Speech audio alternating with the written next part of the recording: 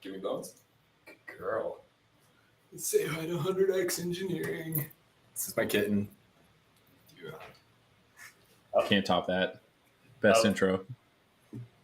Good girl.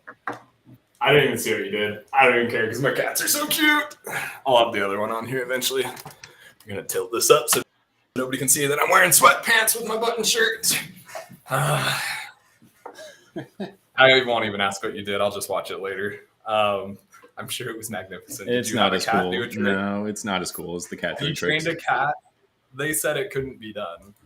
And that's like a kitten too. It's impressive. Well done. It is a kitten. Yeah, it's a cute kitten. I'm actually going to. It doesn't meow at me. Anyway, I'll just wait here. 100X Engineering, the show where we show off our cute animals' tricks and teach you the skills that you need to become not a 1X, 10X, 11X, 99X, but 100X engineer. We could go through every number there, and that'd be very tedious on the show. Drew, how'd it go without me? It was great. We had a great time. Honestly, the show just rolled on as if you weren't here. No, I'm just kidding. We missed you. It was a struggle.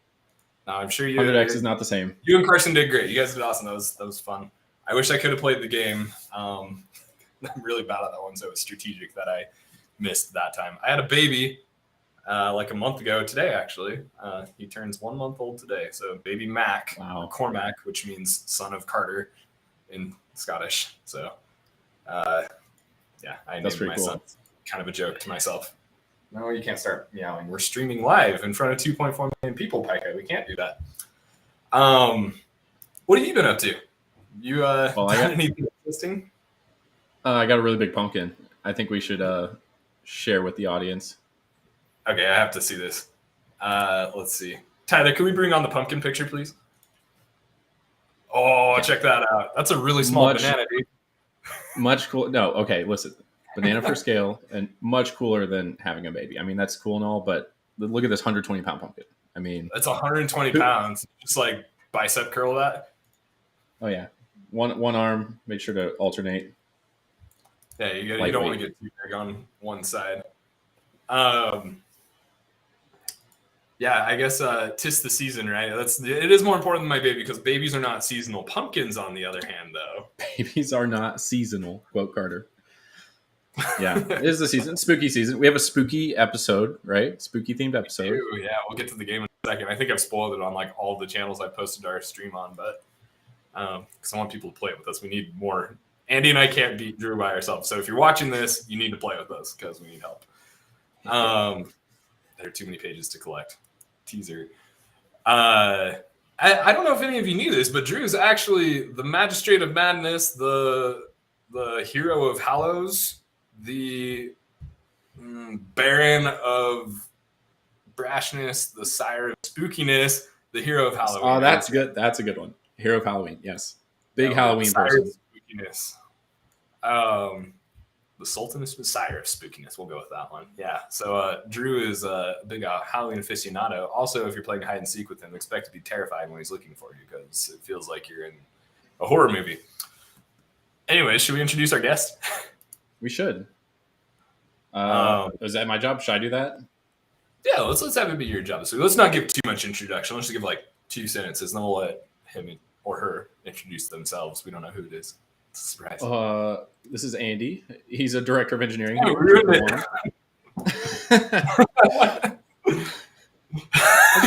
Let's just bring him on. Okay, let's intro himself. Everyone give a big round of applause for Andy. Hey, you did the slide in. Well done. I tried. There's not much room in this place for sliding. That's fair. Andy, how's it going? Happy to have you. Doing good. Good. Thanks for the intro, Drew. It was very informative. Tell us a little about yourself aside from the fact that your name is Andy and you know how to slide your chair on carpet. Well, one thing is my name is really Andy, not Andrew, which is quite annoying to some people because they love saying Andrew. But wait, your full name is just Andy? Just Andy.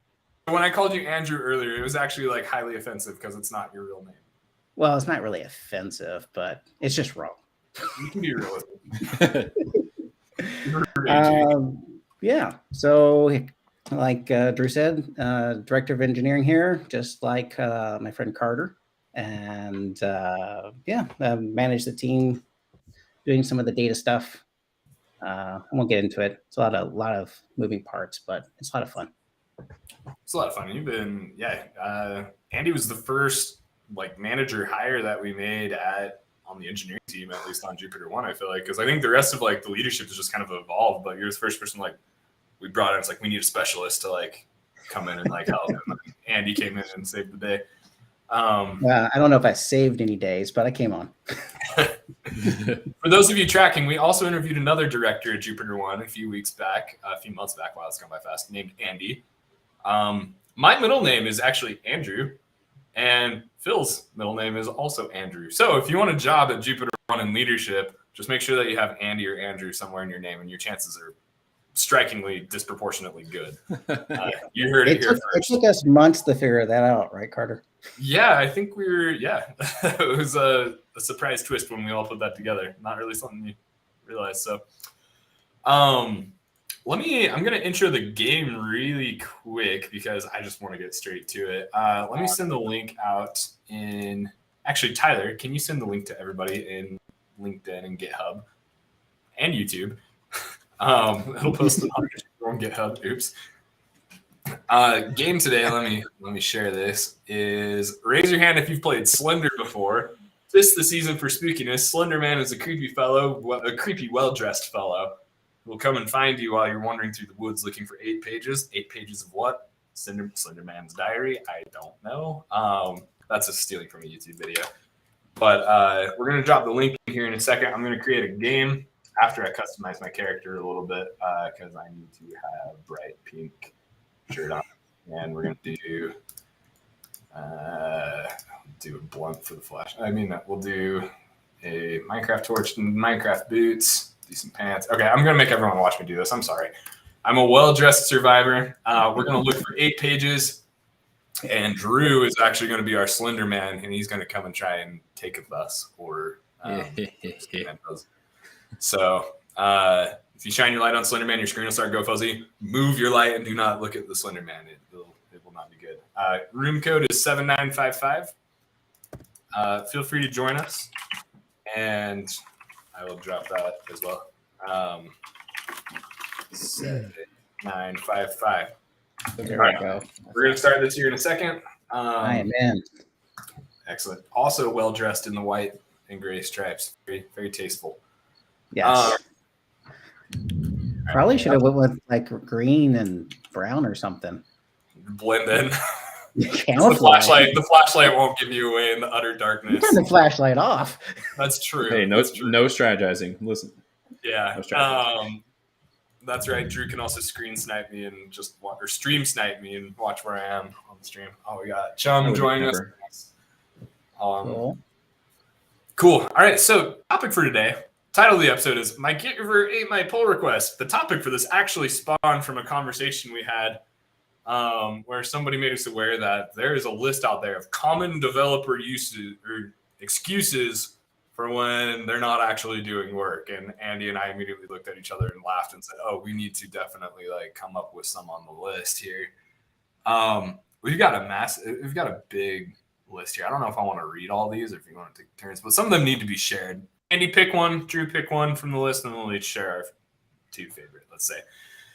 My favorite is, I got stuck in Vim and had to buy a new computer, therefore I couldn't complete my sprint work. I'm sorry. A frequent one I like to do is I was playing Minecraft, and then another one, I'm sure this is on the list, is, actually, I've been balancing 2 jobs remotely, and they had an outage at my other one yesterday, so sorry I wasn't available for sprint. I think that's one of my favorites. The other one I liked was I decided to rewrite the whole project because I didn't like it. It was messy. I didn't like the code that was there. I decided to rewrite the whole thing. I know you just said to add a button, but it used Axios, so we had to scrap it. Drew, do you have any on there that you like? Yeah, I do. I put on here I had to write tests. I feel like sometimes your tests are just so janky. They're not written properly. They're not organized. You have the functionality, but you have to write the tests. Drew, you use that excuse test-driven. I do. In true test-driven development fashion, write your tests afterwards. There you go. Sometimes a good excuse. The tests were driving it. You knew they'd be there, and so you weren't done until the tests were written. Exactly. This is just a smattering of things I suppose that could get in the way of our productivity as an engineer. Kind of opening question I have here for. So I don't want to just talk about crappy excuses, amusing though they may be. I gotta say this one actually. I'm proud of this one. Nintendo deprecated the 3DS internet browser, and I had to find a new device to test it on. That's rooted in a real thing. I was at a former company, and we got a support ticket saying this doesn't work on my 3DS's browser, and I really wanted to believe that it was serious? not. I wanted somebody to just have it be real. Like I really wanted to imagine somebody trying to operate our app using a stylus. My favorite story is I had a developer who accidentally, this is years ago, mind you, kicked the plug from their computer, station, tower, and it corrupted their entire repo. It was like in the middle of doing some sort of transaction, he just yanked the power and said, and everything was just corrupt after that. It was like halfway through uploading or pushing or something. I don't remember. It's years ago. I don't think it was Git. It was definitely not Git. It might have been Subversion at the time, but it was definitely a thing that happened. All right, I'm going to kick the game off here. Let's get down to brass tacks, though, aside from just like starting the game. Trust is critical in a remote environment. What are some of the things that you do to enable engineers to build trust with each other and the company, Andy? While you're trying to not get eaten by a Drew. Building trust. For me, it's about getting people to get to know each other. You only trust people when you actually know them and you really can understand what their motivations are. Otherwise, you don't really know what they're going to do. You just really get to know them. So a lot of my building trust is people stuff. Just getting to play silly games with each other and talk about family or activities. Play silly games like Slenderman, perchance. Are we building trust right now, Andy? I don't know. Drew's out to get us, so you and I are building trust. Drew's trying to sabotage us right now. Yeah, so I guess it depends on whether you'll come and find my body when he finds me or not. But if that's the case, then I won't have to trust you because I'll be dead. I like that. That's something that I think you get that. Oh gosh, okay, he's here. I can smell you. Yeah, I know. That's my you're gonna have your hands free to talk. Don Frietta cologne. No, I think you get a lot of that trust like just for free, like by being in an office with each other. In a remote environment, that's tricky. Like you don't get to see each other at the desk. You don't get like those adjacent interactions of just like being like, yes, a fellow human. Getting coffee or snacks in a common like break area not only exposes you to random people, but you have those small talk conversations about what you did over the weekend, or how's your family, or actually finding out that people have their families and things going on. So it makes people into people instead of just in today's modern web world, just squares in your computer screen. Yeah. I agree with that. Drew, how do you say you had a suspicious manager who's just like out to get you? Who's like, Drew, I saw your Slack status was on at like 2:00 in the morning and 6:00 in the morning. It's just always on. You mean to say you're always working? Like, I assume you're just playing Minecraft during the workday. How do you kind of handle or guard against that? And then Andy, I want your thoughts on this as well. But I'm asking you ironically because I'm Drew's boss. I always think Drew's playing Minecraft.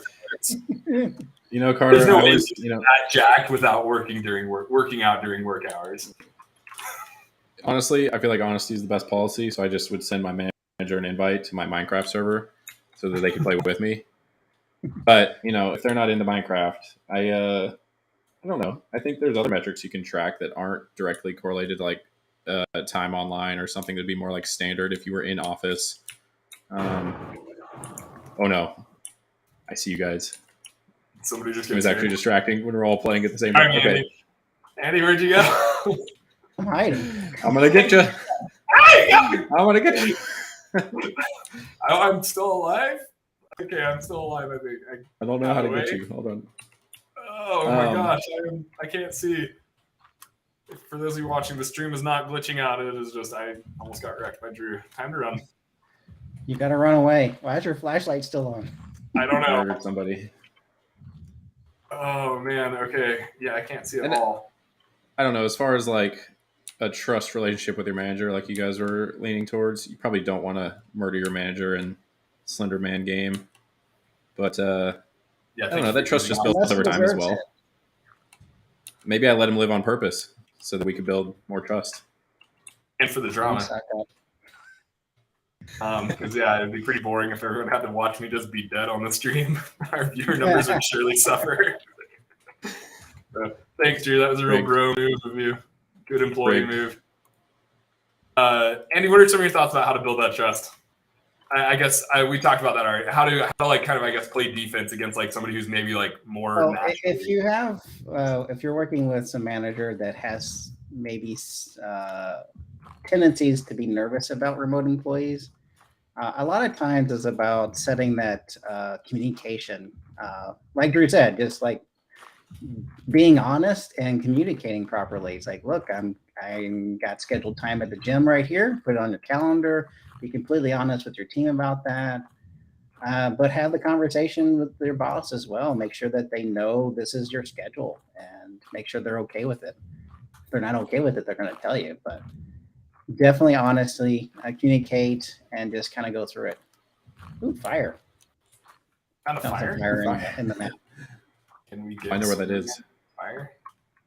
Mm-hmm. I think this game's actually pretty well made, aside from the fact that the map is like ginormous and you walk way too slow.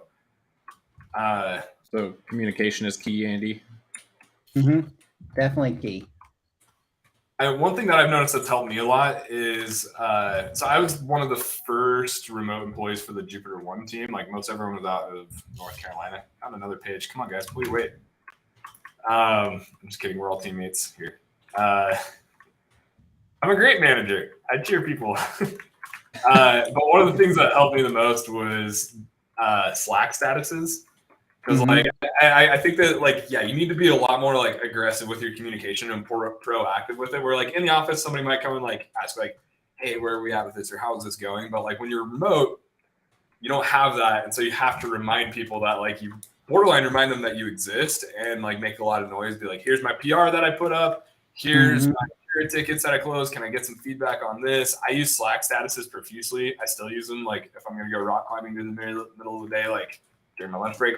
I don't want to check my phone every 30 seconds. So, sorry, Andy, you can't reach me because I am busy bouldering or mountain biking or playing Minecraft. And it's cool if you're playing Minecraft. If you just tell me that, then I know why you're not responding.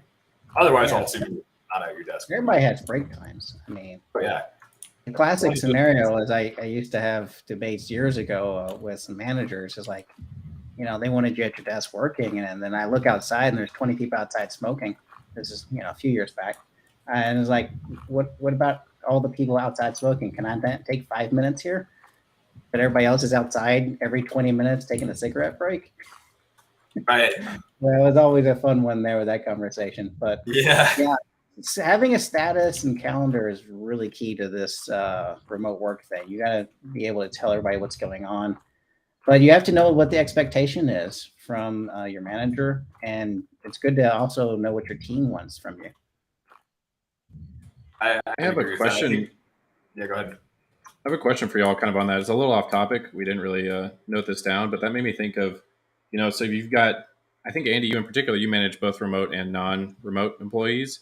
Is there a way you compensate for the non-remote employees that maybe have a more rigid structure to their expectations than remote employees? Do you give a little bit more flexibility there, knowing that like all your remote employees can just kind of take a break and go to the kitchen and make food at any point in time? I don't know. Is that a thing? I don't personally. I don't track people by hours, desk time. I expect people to do their job, and I just track on value delivery. That's my personal take on it. And I try to make sure to treat remote employees and in building employees the same. It doesn't always work. There's an unconscious like thing that someone's like right by you can ask them a question. It's a little harder to intrude on like someone else's environment. Like a the bottom right, by the way. So if I lost my train of thought, someone was getting close to me. Sorry. There's a bias of like people are in the office with you if they're like right. Yeah, so you have to be Yeah. cognizant of like that want to just talk to the people or you can just talk to in person and have those in-person conversations. You have to balance that with including the other team members. I've been on both sides of this, so I've worked remotely, I've worked in person, I've managed remotely, I've managed in person, and the hybrid I've managed as well. So they're all kinds of different things. The worst thing you want to have someone on your team feel like is that they're missing out because they're not the one in the office, that they're just not there.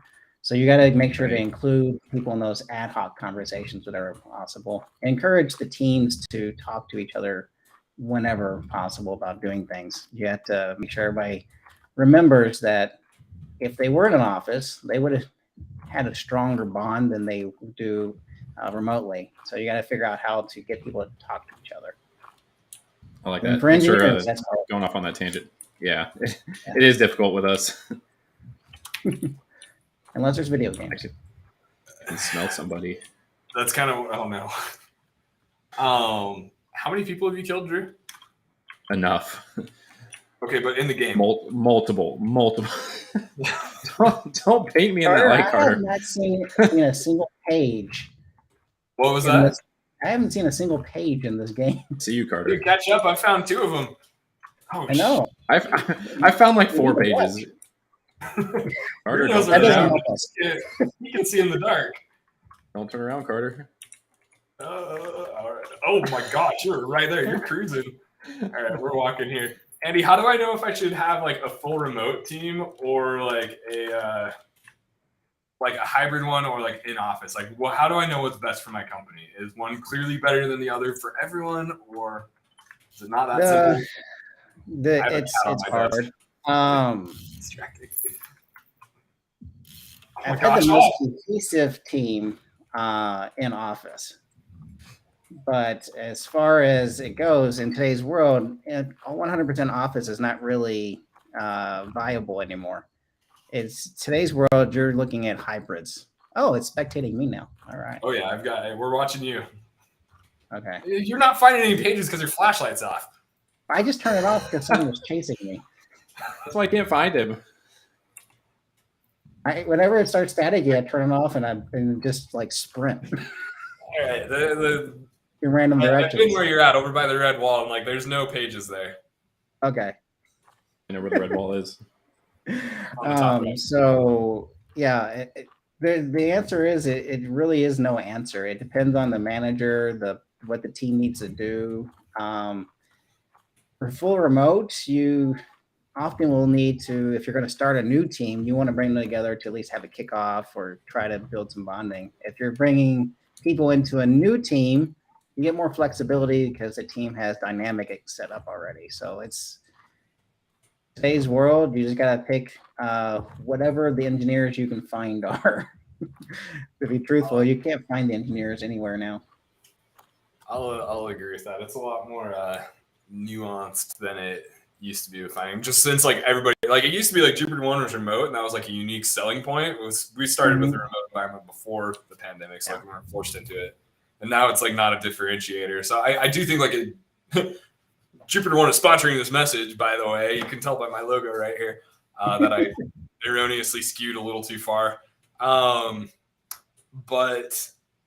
I think we've been doing remote long enough that I think we do it really well is like a thing. Like not every company does remote well. Like I think a lot of companies that like don't set employees up for success will do remote, but they keep it very sterile almost, or like distance or like siloed, treating people like resources rather than remembering like, hey, we have like non-work needs that we need to fulfill for, you know, members of our team in order to retain them and keep them like effective and happy. I have a tail. Yeah, having a team that knows each other and works well together gives you way more than just having more people. I got one. Oh, you found one. Where was it? Where'd you find one? Like I'm telling you, Drew. I'm telling you where that paper was. You said you found like 5 of them, so whatever. I know where they are. You know where the last 5 are? Oh, I hear somebody. Charging the flashlight. Andy, is that you? Don't turn on the light, Andy. Don't do it. No, I'm gonna lose. Talent acquisition is more robust with a remote staff. I'm out. Oh, did you just win? Oh, that noise is terrifying. That is terrifying. I'm glad it came through, actually. Wow. Returning a lot. Oh, that's so gruesome. Andy, you're dead. I didn't realize the body stayed there. Oh, and then it took your shirt off. Carter, you should be Slender Man, so everyone can watch. I kind of want to make the computer Slender Man, and then we'll all be on the same team. Okay, that's nice too. Yeah, let's try that. Nah, I'll be Slender Man. We'll do it for the stream. I'm curious what it looks like from the other side. It's very interesting, this game here. We'll do footage for the feed. Or footage for the feed. All right, Talent now, acquisition. But first, mode. Message from Slenderman here. Let's show this on the stream here. Travis Holt says, "Thank you for joining us, Travis. Really happy to have you. Talent acquisition is more robust with the remote staff. Finding an abundance of talented engineers in Oklahoma was a struggle. I can only imagine. We're happy to know that there are talented engineers in Oklahoma, such as yourself, though. Travis works with us on the team. He kicks butt. Drew, what are some of the things that you guys do on your team to kind of encourage, like, building that trust and, like, building the relationship with people? Because you're all spread out. You know, North Carolina, Oklahoma, New York, yeah, Ohio. We're all over the place. And I think it was kind of along the lines of what y'all were talking about earlier. We do a really good job at facilitating that kind of, like, I don't know, in-person water cooler type conversation. Every single morning in stand-up, we have a question of the day, which we've been doing for so long now that the questions, we've run out of, like, standard questions. We have very nuanced, interesting questions, some of which are, oh my gosh, that's terrifying. How do you teleport? And that is so loud. I just got murdered. I'm Hold on. sorry. I need to mute this tab. Thanks for doing that. Anyway, so we ask these questions that just let us get to know each other better and kind of make it feel less isolating being in a remote environment. I know things about my coworkers in this remote setting that I would not have known without that. And that sounds ominous, but it really does help build that trust that we've been talking about. It makes working with everyone a lot better, in my opinion. Can I tell them about the Prometheus question of the day? What's that? Did I tell them about that? Yeah. Wait, what? Okay. So Prometheus question of the day is a thing that I don't know where it started, but I love it. So Drew's team name is Prometheus, and one of the things, man, there's so many areas I never even saw. I just got lost.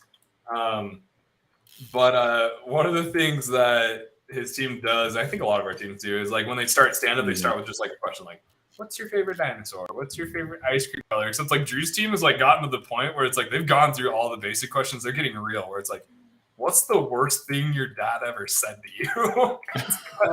Not quite to that extent, but yeah, some of them, I pulled it up to read them. I mean, they're just so random now. It's like, what do you do on a rainy day? What is the first movie that scared you as a kid? Favorite handheld food? Notice the So you guys haven't actually done the dad very question? personal questions. Okay, so maybe not as extreme as what I would say. You can still come like we're on Prometheus, and you won't be asked that question. Don't worry. Yeah. It tells me which direction you're in when you get a page. That's cool. Oh, that sucks. Hello. Stay alive, Andy. Buddy, don't turn around, Tyler. Let me get in there. Oh, Don't turn around, Tyler. I'm done. Oh. Was that you, Andy? No, it wasn't me. Who'd you get? Oh, I got Andy. Not me. Or Tyler. Sorry, I got Tyler. Yeah. Yeah, I think so. We talked about remote and stuff. We're kind of jumping all over here, but I think this has an interior. Okay, this is new. I'm in the building and in the bathroom in case you guys shower. Wait, there's room. a page on that bench. I think there's a page on that bench back there. Going back to the bench. Isn't there? Oh, no, it's not. Never mind. Sorry. So, we haven't talked about, like, multi-office politics. That was something we kind of had at JupiterOne as well, or at Lifomic, I guess, where, like, we had 3 offices. Like, my boss was in a different. Dang it, I didn't see which direction that came from. My boss was in a different office than me. I technically did have an office I could go to, just none of my remote workers were there. But Andy, you've worked in an environment where you had kind of like HQ and satellite offices, right?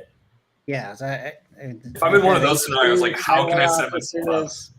Multiple countries, there's all kinds of different things, but there can be politics involved with multiple offices, just kind of like similar to the remote worker stuff, where you just people get out of conversations, just like remote work, because they're not in the office that the conversation's happening in.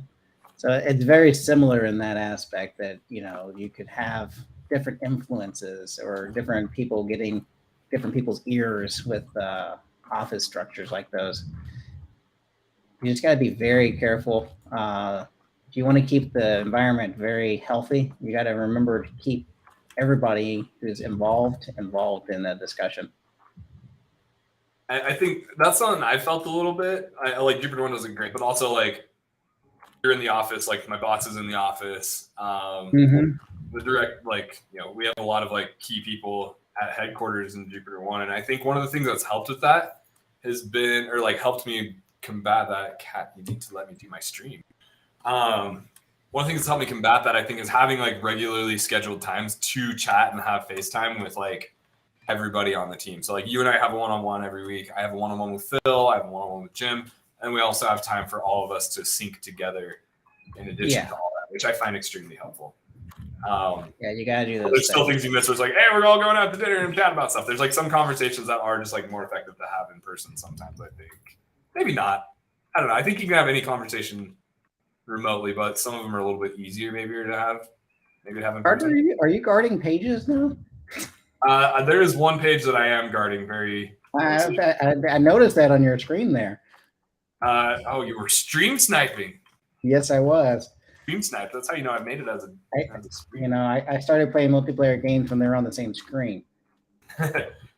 I did as well, but I didn't start it on Atari Pong, I guess. So, yeah, if I just stand in front, it wasn't. Pong was one of my first ones.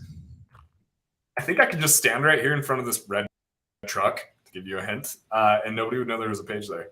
I mean, you'd be able to stun me and flash me, but I think if you came up close to me, you'd probably not be able to get it. You would die. Yeah, you found the hole in this game. Broke the game. Free game. I think we could team up on you and maybe get it, but I'm not sure. Yeah, maybe. My bloodlust would have to like get the best of me for me to leave it. Come and find you. What are the things we've got on here? We got about 7 minutes left. I think. What are some of the conversations that are like examples of conversations that maybe would be worth like pulling people together in an office for? Like fly off, or are there? Can you have every conversation remote? Should you be able to have every conversation remote? You can't turn every conversation into an everybody conversation, because that would be too chaotic. Because even when you're in the office, it doesn't happen that way. There's people who are in the conversation, people are like, you got me. Got you good. Linder wins. No. Those conversations got in the way of that. See, sometimes you just can't your focus flashlight is pointing the total wrong way. Amateur hour. Okay, I know. Can't focus when you're talking sometimes. Yeah. So you got to find that balance between that heads down time and the focus time. So just like in office, when you're trying to, thank you for separating us. There we go. I did the Avengers slide thing. So whenever you're trying to have these conversations, sometimes people are available for conversations, sometimes they're not. And you can't defer all conversations to when everybody's available. It's just a fact. So you just have to try your best to include people when they're ever available. If your company offers like video conferencing rooms where there's like, you can go in and have your group talk and bring people in, that's a great thing to do. It helps a lot. Unfortunately, JupiterOne, we just have the 2 rooms and it gets really, difficult to bring people in to meeting rooms. So you have to fight that battle. In-person collaboration is very cool and can get a lot done. Remote collaboration works too. I just think it takes a little bit longer. for remote collaboration as it does on in-person. I've been surprised when we've flown like the entire team out for just like on-site events and stuff, where there's been like very specific kinds of conversations that everyone actually gravitated towards naturally having, where it's like, we've got like 3 days here together. Let's chat about these things we've been meaning to chat about. Or it's like architectural discussions, things that would benefit from just like brainstorming on a whiteboard and like giving ideas and bouncing ideas off of each other. Mentoring on like some more intensive projects and like having like literal like hands on the keyboard, like right next to each other. Like you can do that all remote, but yeah, I think it does take a little bit longer and it takes a little bit more effort for it to stick. Like you have to repeat yourself maybe a little bit more, but having something there where you're able to participate actively with like marker in hand. I'm not going to say there's no substitute for it, because there is. It's just not every substitute is as effective. Yeah. Somebody in marketing can be like, Carter, it's very unprofessional to have your cat's tail waving on the stream, even if it is kind of cute. So she's right here. I don't know if everyone can see that, but right there. I'm just trying to distract me. I should have. This is the last time you're doing this with me. You don't get to enjoy the 2.4. We have worked for this follower. You did nothing, Pika. Except pitting with your tail. So as a manager, what would you say makes like a 100x remote engineer? Like, as you actually, let me tweak the question a little bit. As I'm interviewing for people to come and join a remote team, please go away. What are some of the things that you look for in, how do you tell if somebody's going to be effective remotely? Can you truly know? What are some of the things that you ask them or keep an eye out for? Specifically for remote, you need someone who is good at managing their own time. That's good in general for all employees that want to hire, but whenever you're on the remote ones, you're hiring someone who's going to not be with you. You're not going to be able to touch base with them. You need them to be able to take in a project or work item and really work on it and ask for help when they need it and continue to go. But yeah, it's a matter of that self-starter, kind of like taking your own path and moving things forward. You need to look for that specifically for remote. Otherwise, it's the same as like anywhere else. You'd want that attribute anyways, even if it was in office. So it's just mostly the normal ones. And then with remote, you just may have the bar be higher for certain attributes to make sure that they can be successful by themselves. I like that. I think one of the things I've realized as a manager with interviewing people, this cat is distracting me so bad. This is not good. I was going to say, shoot, it's escaped me in front of everybody. You need to go. Sorry. Okay. Everyone knows that doesn't work. Drew, ask a question. I need to put my cat out of the room. I don't know if I have a question. I think you're right, Andy. I think it's like the question that comes to mind is how do you actually determine that? And I guess answering my own question, you just look for cases where that person's had to deal with something like that before, right? Even in a non-remote environment, there are times when you can kind of ask about when they've had to step up, without strict guidance from a manager, from like a third party. But it's hard to tell, right? Like someone could come in and be like, yeah, I would totally be on target with that in a remote environment, and then come in and just, play Minecraft all the time like we do. So yeah. I remembered what I was going to say. You get practice at those. Drew, you do get practice at those. I have hired people that I regret hiring, and those are lessons learned. Not a JupiterOne, right? Carter, have you hired people you regret? Not so far. I haven't got any of those yet. No, I realize making a remote hire, hiring somebody who has more headroom for growth as a remote employee. We'll frame it that way with like kind of the positive. They just have more room to grow. They're not deficient necessarily, but somebody who's a little earlier on their remote journey and maturity there. Adds a lot more overhead to you as a manager than somebody who comes prepackaged. So as a manager, I'm highly incentivized to find somebody that gives me the vibe of like, yes, they will be a self-starter. They can manage their own work, like you were saying. And there's somebody that I don't need to manage to be like, hey, are you working? I don't need to follow up with them consistently saying, hey, where we at, kind of hold their feet to the fire a little bit nicely, and just keep them Gently. Gently hold their feet to the fire, just warming your feet a little bit. Carter, it sounds like you don't want to do your job. I'm just saying. I mean, it's true. Like if you have good people on your team, your job as a manager is super easy. True. That's the biggest thing I've learned. And when you have people on your team who have room to grow, that's when it starts getting complicated, because then you have to work with HR, you have to work with them, and you actually have to do stuff. And I don't like doing. I don't like doing that. That's the worst part of the job, is those situations. Yeah, where mistakes were made and people got in the positions that weren't setting them up for success. Exactly. Yeah, I agree. And I think as a remote employee, you're a lot more vulnerable to that than you are as an in-office employee. If you're in office, everybody's watching you. Like, you're going to get your work done, or you're going to look like you're getting your work done at least. Yeah. But in a remote environment, you have to be a lot more cognizant of like the perception you emit on accident. Even if you're getting work done, if nobody knows you're getting work done, does it really matter? Yeah. And like, I wish we could be valued by the intrinsic value of the things we make, but we're in a capitalistic society where it's like, I can make something super valuable, but like if nobody realized it, it may have not been the right thing, or I need to like publicize it more effectively. We're coming up on time here. Andy, do you have anything profound that you want to end with, or anything, any advice to aspiring 100X engineers who might be looking to dip their toe into the waters of remote work?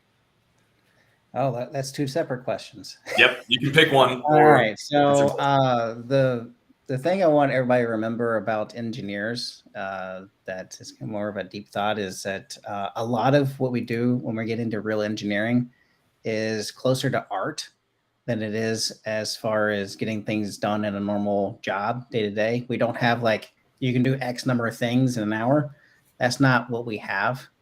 When we're solving problems as engineers, we have to be very creative and be able to really dive into different ways of solving problems. So allowing engineers time and flexibility to work when inspiration hits is very important to make sure you get the best out of everybody.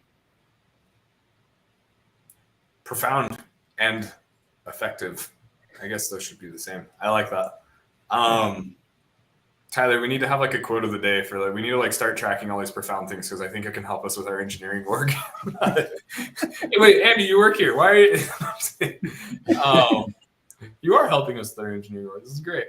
Well, Andy, thank you so much for joining us on the show. It's been a pleasure having you. It's been a pleasure finding you. And I don't know if Slenderman murders people. He just kind of makes them take a nap, we'll say. The PG version, yeah. Just a long nap. Yeah, we're on a stream. I don't know. I've said shit on the stream before, so maybe, he murdered. It's been a pleasure finding your avatar and murdering them, because I don't murder real people. Drew, you're great as well. But I don't need to compliment you because I'm not about to eject you from the stream. Andy, it's been a pleasure having you, and we will see you next time. Goodbye to Andy. See you, Andy. Thanks, everybody. Bye. Bye, Andrew. Not Andrew. Oh. Kick him off. Just so he can't remind me that his full name is not Andrew. But we all know it's Andy.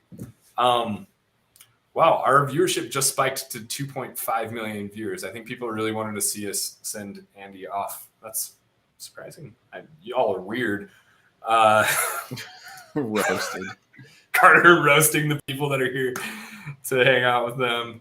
How would you rate the jankiness of that game? The game really wasn't too janky. It was honestly pretty well made. Yeah, I'd agree. I'd say level design was the thing it was lacking. Like, I think it was a little too big. A little too big. The noise was a bit much. The sound going from 0 to 100 if you get murdered. Oh, I muted mine hard. Like, no way. I should have done that. It was deafening. But other than that, I'm glad Andy left his on so we game. could the sound come through. Yeah. But yeah, so 6.5 out of janky. Yeah, I'd give it like a star. Yeah. Maybe a pumpkin. Yeah, on the pumpkin and a half, maybe. A pumpkin and a half. Yeah. So like pretty good. Pretty good. Yeah. I sense a new theme here, just coming up with the arbitrary ranking systems for the next several episodes. So we're going to do that. That's the best we can do, honestly. Absolutely. You can join us to see what our next arbitrary ranking system is on November 8th. That was a guess. Let's see. Question mark. Let's see if I got it right. We never have the next date ready. I nailed it. Yeah, November 8th. I'm always supposed to populate it in the show notes, and I never remember. We should have somebody that does that for us. We're engineers. We can write that. November 8th. I got it right, though. I've got a few people that I'm working on lining up for that, but we'll probably be ending up talking about what is it like building an engineering team from scratch? Who do you hire for engineer number one? How do you interview for engineer number one? What do you look for with that person? Then the interesting one, like, what do you do for engineer number 2 and 3? Do you sort them into teams, into squads? Are they separate squads of one? Things of that nature. So be sure to tune in November 8th. Join us on that. Have a happy Halloween. We will make sure to talk about Drew's Halloween costume because it's going to be epic, no doubt. He won the Halloween costume contest last year. He's going to win it this year if I have anything to say about it. Rigged. It's rigged, Carter. Sweep the leg, Drew. That was a weird reference to make it the Karate Kid. But yeah, thank you for joining us. I think anything else we want to chat about before we wrap? Any other announcements? No, that was fun.